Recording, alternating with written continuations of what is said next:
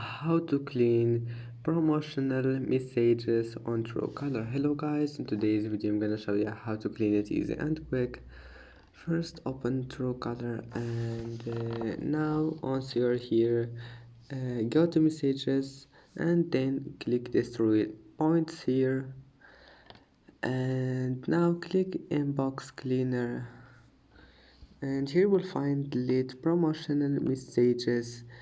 Now just unselect all of those and then select it and click clean up now and then confirm, and that's it. I hope that can help you to fix your problem.